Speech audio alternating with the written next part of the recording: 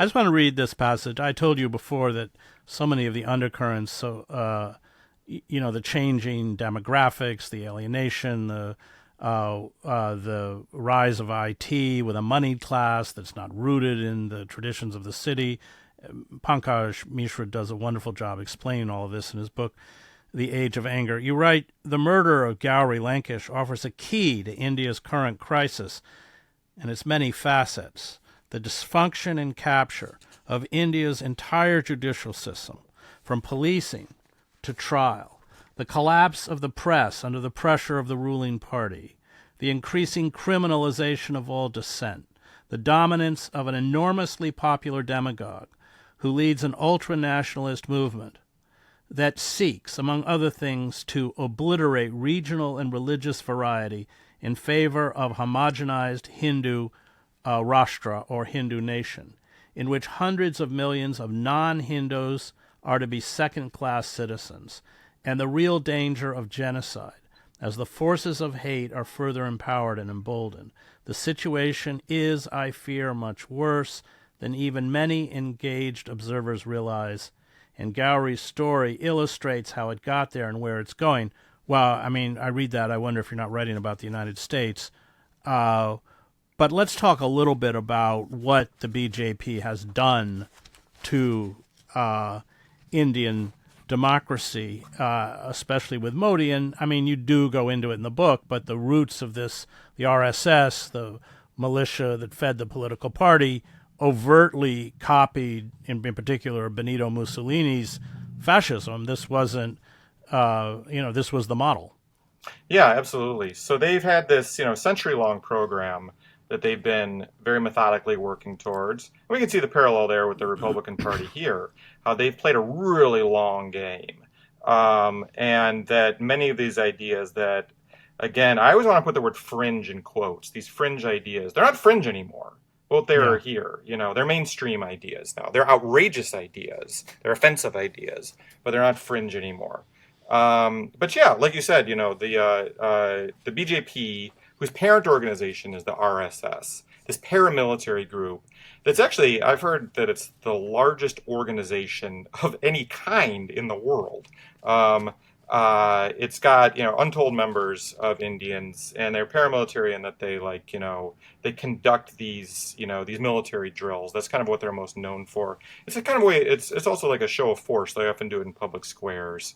These quasi-military drills. There are many different groups who are associated with the RSS. The BJP is their political arm. And they took direct inspiration from the fascist movement as it was happening when the organization was being built in the 1920s and 1930s.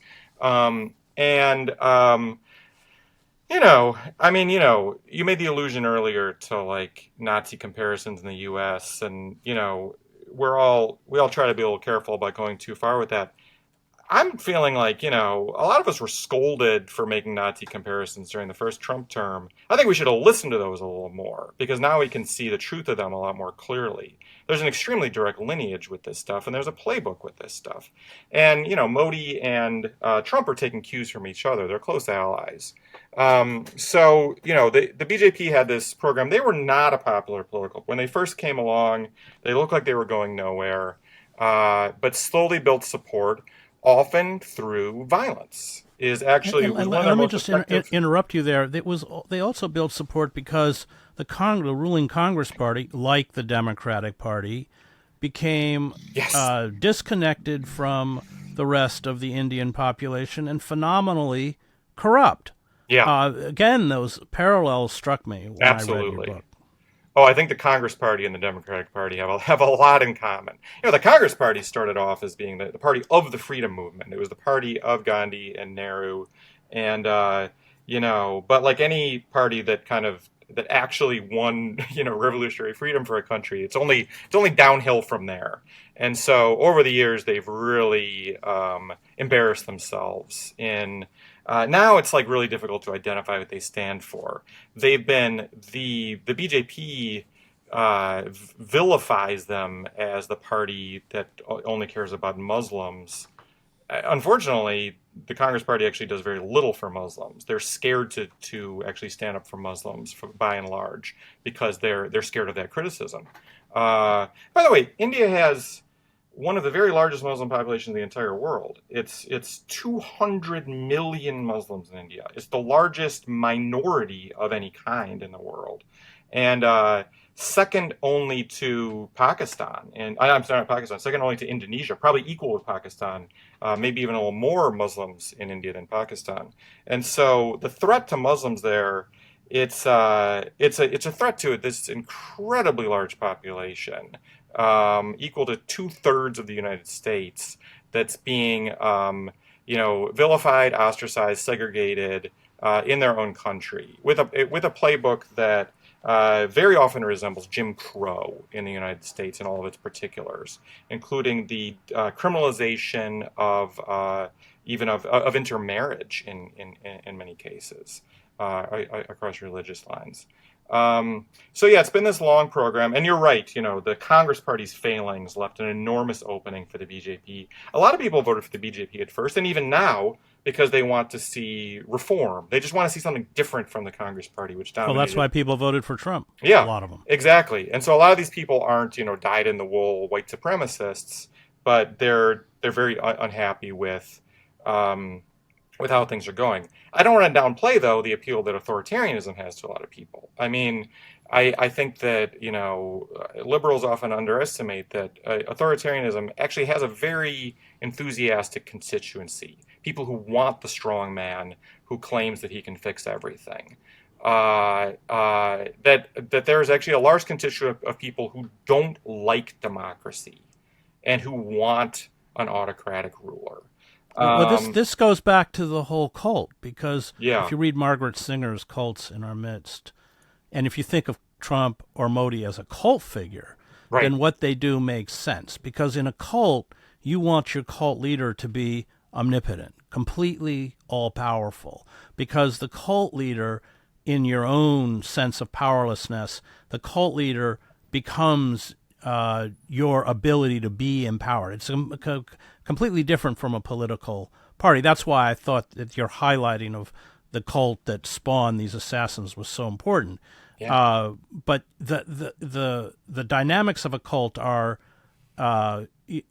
such that you're right, that the attraction is less and less freedom, more and more control by the demagogue or the cult leader, to compensate for your own sense of frustration, stagnation, powerless. And that's what Singer, in her book on cults, writes.